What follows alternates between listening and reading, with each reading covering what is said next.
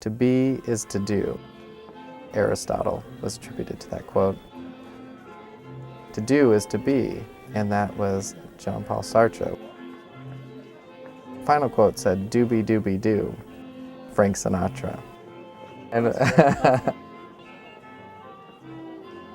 existentialism is basically a traditional philosophy discipline in the sense that philosophy is looking for truth, reality, and meaning. And the one thing that is an advantage of existentialism is that they're putting this in the context of the individual lived experiencer. And so each of us have this context of life experience that we are kind of developing. How do we develop our own life history? How do we develop our own life projects? And then hopefully we can gain control over our lives in a meaningful way and produce a kind of sense of what it means to be an individual within the context that we are growing up in. What are some negative aspects of existentialism? Existentialists have this kind of difficulty of reconciling the idea of conflict within two consciousnesses, and then how do we get to this reciprocal relationship that I think love is defined by. How do we then negotiate this idea of love within this idea of struggle? And I think this is really difficult for existentialists, but I think the key is not just think about love in terms of some smooth, harmonious relationship, but think about love in terms of some connection with another person that does involve struggle.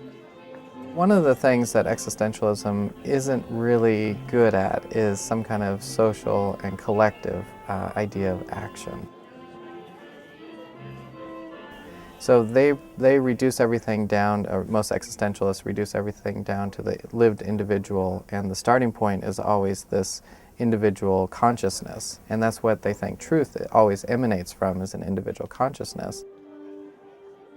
They are always worried about the conformity issues. Once the group thing takes over, the idea that we start to meld within this herd, as Nietzsche calls it, or the they, as Heidegger calls it, then we lose that kind of authentic choice.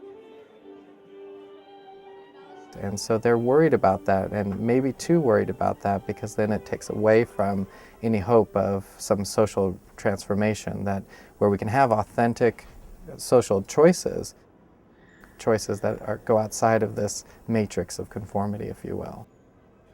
Socrates was the original existentialist because Socrates said, among other things, to know thyself, to know what are the contexts of our experiences, and to understand how these experiences shape the experience of being human. We are all philosophical people, and that's what Martin Heidegger says, is that we live philosophically.